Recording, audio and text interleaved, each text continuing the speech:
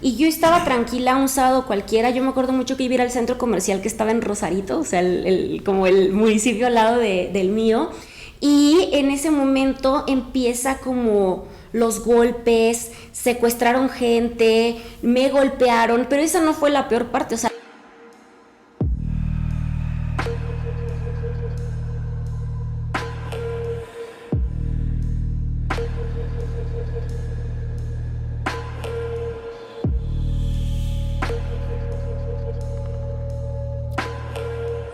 la peor parte vino cuando yo fui a denunciar a la Comisión Estatal de Derechos Humanos en ese momento. Y entonces ella me dijo que había hablado con el comandante de la Policía Federal y de la Gendarmería, que me había golpeado y que él tenía la mejor disposición y que tranqui le había dado mi teléfono y mi dirección de mi casa. Bienvenidos a Avenida de Papel en otro Viernes Liberal, que es posible gracias al apoyo de la Fundación Frederick Naumann, en el que tenemos la última parte de la entrevista con Laura Sánchez Ley, donde hablamos sobre su peor momento, siendo amenazada como periodista, cómo fue doxeada, lo ineficaz de la protección hacia periodistas amenazados y cómo esto afecta el periodismo y el propio liberalismo. Un montón de preguntas contundentes que afortunadamente caben en menos de 15 minutos de tu tiempo. Bienvenidos.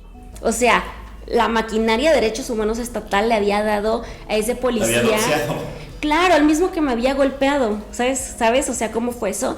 Entonces empecé a recibir muchas llamadas, me llamaban y que dónde nos vemos y que sí vamos a hablar y que vamos a negociar y que retira la demanda. Yo ya había demandado ante la Fiscalía Especializada y creo que cuando empecé a vivir ese acoso, ya como que yo lo sentí acoso y sentí como que no había nadie que me protegiera, no había una institución estatal, no había una institución de nada. El doxeo es la práctica de revelar información personal de los individuos en línea, como el que hace tu ex o tu ex trabajo con el propósito de funarte, pero que en el caso de los periodistas se ha vuelto una amenaza creciente, ya que este no solo expone su privacidad, sino que también pone en peligro sus vidas y las de sus familias. En México, la ONG Artículo 19 informó que desde el 2000 ha documentado más de 2000 casos de doxeo a periodistas. Y como podemos ver con Laura, esto puede llevar al acoso, la intimidación y la violencia física. Me acuerdo mucho que me dieron un botón de pánico, que no es otra cosa que hablarle a la policía, ¿no? A la policía estatal. Calé en ese momento el botón de pánico como esa llamada de emergencia y no entraba la llamada. Y le dije en ese momento, no entra la llamada. O sea, si yo ahorita estuviera como en peligro, no pasaría nada porque no te entra la llamada. Entonces, creo que fue en ese momento donde me di cuenta que esto tenía que empezar a cambiar de alguna manera. Yo me mudé, o sea, yo llegué acá a la Ciudad de México. Entonces, pues ahí me di cuenta, a partir de ese evento. Sí, y cuando te das cuenta que tus seres queridos también pueden estar en peligro, o sea, creo que ese es uno de los factores determinantes. Yo estoy pensando todo el tiempo en mi mamá, en mi pareja, en todo el mundo, ¿no? Entonces, pues bueno, no es que ha cambiado tanto, ahora lo tenemos de otra manera, o sea, constantemente recibo mensajes en Twitter de soy del cártel tal y esa información que publicaste no es cierto, que el Menchito le dijo al Paquito y que yo te voy a contar y que es horrible. O sea, ahora recibes también eso por redes sociales todo el tiempo y ahora no sabes de quién viene, o sea, allá sabes de quién viene, ¿no? Sabes si es el policía, si es el narco local. Ahora en las redes sociales puede que sea cierto y puede que no, pero ¿y si sí? ¿Sabes? Vives en este constante estado de persecución. La persecución de periodistas en México es alarmante. Según la Comisión Nacional de Derechos Humanos, desde el año 2000 hasta la fecha se han registrado más de 150 asesinatos de periodistas en el país. Además, México se ubica entre los países más peligrosos para ejercer el periodismo, según el Comité para Protección de Periodistas, CPJ, que es un dato que ya dimos, pero que no podemos dejar de dar. Esos ataques hacen cada vez más pinche el ejercicio del periodismo, la libertad de prensa y el derecho a la información tuyo y mío. En un intento por frenar la persecución, México estableció el mecanismo de protección a personas defensoras de derechos humanos y periodistas. Este mecanismo brinda medidas de seguridad a periodistas en riesgo. Actualmente más de 1.478 periodistas y defensores de derechos humanos tienen que recurrir al mecanismo. Este ofrece protección a través de medidas como escolta, refugio temporal y asesoramiento legal. Ya no llegamos para seguir ejerciendo su profesión, sino para poder sobrevivir. Sin embargo, organizaciones señalan problemas en su implementación y una falta de recursos adecuados. En 2020, Artículo 19 reportó que el 57% de los beneficiarios del mecanismo enfrentaron ataques, lo que muestra, si sabemos restar, que no está funcionando para más de la mitad. Totalmente. Luego, para acabar en una nota, bueno, no más Dos preguntas, no digo que sea alta, pero más fresca. ¿Tú cómo ves cómo vislumbras el futuro del periodismo? Estoy haciendo la pregunta filosófica y también práctica, ¿no? Porque te sigues dedicando a eso. ¿Cómo ves el futuro y la tendencia que continúa en el periodismo?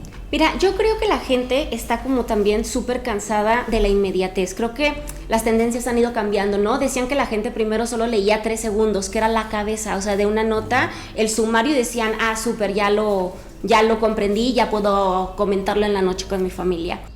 En un mundo cada vez más digital, la atención de los usuarios en línea es la de un pez dorado. Según un estudio de Microsoft, la atención promedio en línea ha disminuido de 12 segundos en el 2000 a solo 8 segundos en el 2015, y lo que se acumula en esta década, 2 segundos mientras estás viendo esto.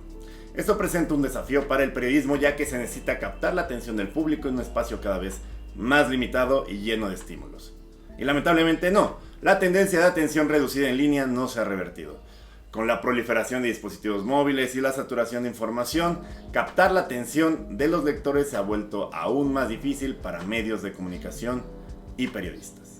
Pero creo que estamos tan inmersos ahora de tanta cosa, bueno, el TikTok que baja 25,000 notas a la vez, luego después te pasas a Instagram Reels, luego a Twitter, o sea, como toda esta rapidez ya está empezando a cansar a la gente. O sea, yo sí creo que la tendencia del periodismo también va a como hacer reportajes otra vez un poquito más extensos, más trabajados. La gente tiene ganas de leer otra vez textos un poquito más largos, de quedarse en esta lectura, porque justamente creo que ya se saturó de toda esta información, ¿no?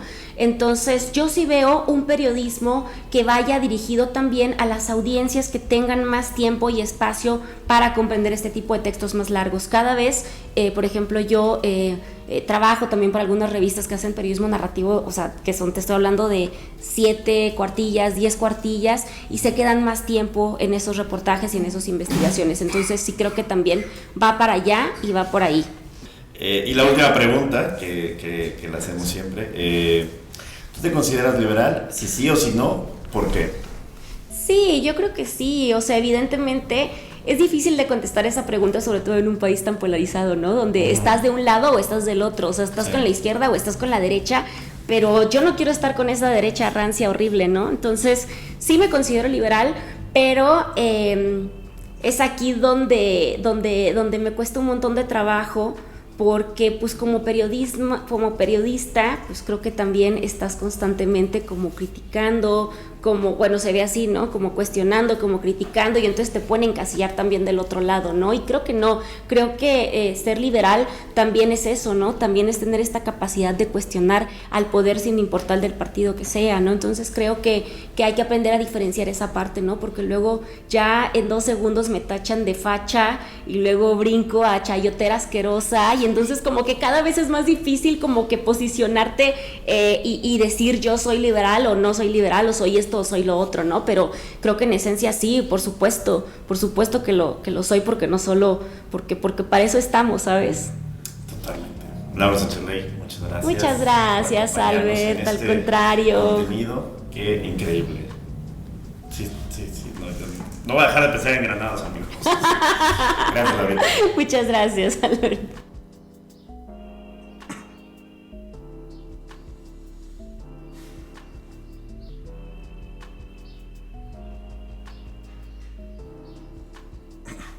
En resumen, el doxeo y la persecución de periodistas son amenazas graves para la libertad de prensa, especialmente en México. A pesar de los esfuerzos con el mecanismo de protección, estos no son suficientes para la mitad de las personas que busca proteger. Ejercer una profesión que solo busca dar luz a la verdad y a la manera en la que se desenvuelve la realidad se ha vuelto una práctica de más riesgo que montar un Fórmula 1 o ser un piloto de avión, pero sin los beneficios económicos de los mismos. Y aunque se aborda la comparación, no deja de ser preocupante que una de las armas más fuertes y relevantes del liberalismo y su búsqueda por la misma libertad individual y la protección de las garantías de todos los individuos esté siendo censurada online y offline con tanta hazaña y con tanta disparidad de poder. Esto fue Avenida de Papel, otro viernes liberal, la última parte de esta entrevista con Laura Sánchez Ley. Acompáñanos la siguiente semana donde tendremos otro especial con un personaje relevante para el mundo liberal. No olviden dar like, comentar, suscribirse y nos vemos la próxima.